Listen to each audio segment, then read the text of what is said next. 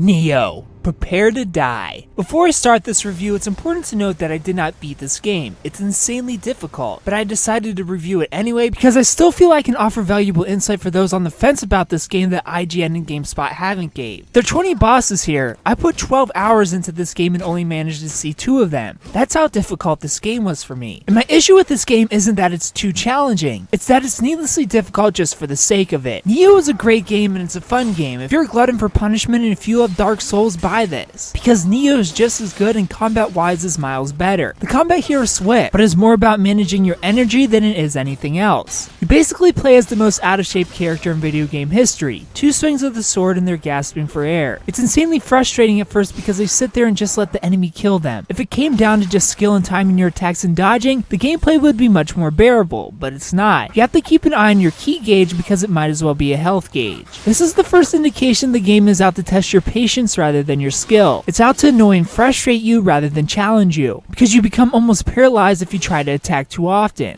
I eventually got it down, hit and run. You can block attacks, change your fighting stance, choose bows, guns, and bombs. I could lure away one enemy at a time and pick them apart easily. The hunted became the hunter. I became aggressive. I became comfortable with the combat, and it finally felt learnable instead of just cheap. But the moments of my character just freezing up because a block or a swing took too much energy or because they got back up off the ground was just as cheap feeling and frequent as it was from the start. I was killing enemies, collecting their Amrita, which works like souls. It's a currency used to level up and boost the stat of your choice. Much like the Souls games, you have to recollect them if you die. I was picking up new weapons and gear, finding Kodama to increase drop rates. I was genuinely having a blast running around and engaging in the satisfying and challenging combat. This game also features checkpoints which are nice. They refill your health at respawn enemies, and generally there's a shortcut you'll eventually open near a checkpoint in case you die going to a new location of these well-designed and interesting maps. And then I have my first real boss fight, and this is where I decided to peace out. You do have ways to increase your chance of success. You have a guardian spirit that makes you invulnerable for a short period of time, and you can even call in an online player to help you. There's an issue though. To call a random online player, you need a no-choco cup. To get a no-choco cup, you have to challenge a fallen warrior at a blood grave. These characters are insanely tough, but that isn't why this is frustrating. It's frustrating because you get one shot and one shot only. If you die or your partner dies, you're disconnected from the player and you have to get another cup to summon another player. There is no respawning and trying again, which makes the grind of trying to defeat a boss even worse. The bosses are insane difficulty spikes that don't fit with the rest of the level. Don't get me wrong, the regular enemies were tough, but at least you felt like you had a chance. But these bosses don't feel logical, they feel spazzy. I got to a point trying to beat the first boss that regular enemies were warm butter to me, but the main boss was killing me almost instantly. I got insanely close to defeating them and they just picked me up with no warning and bit my head off, and that was it.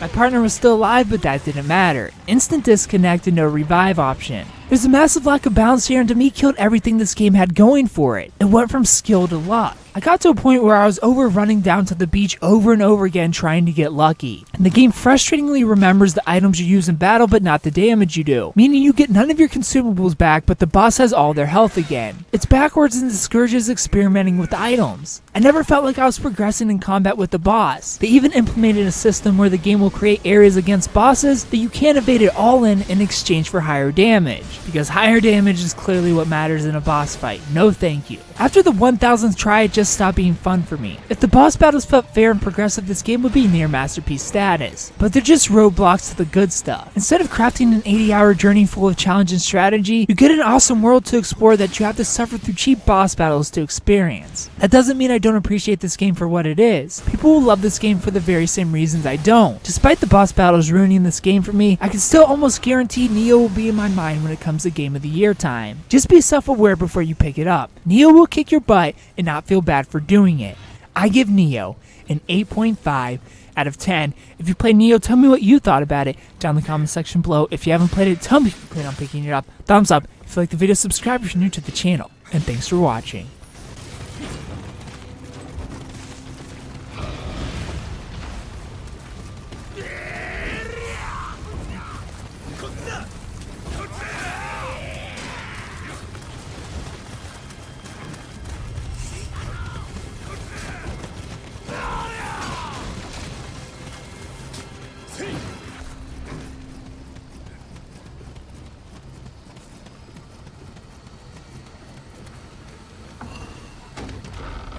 This review was made possible with GameFly. If you want to try this game or any other game imaginable, you can do so for free for an entire month by using the link in the description.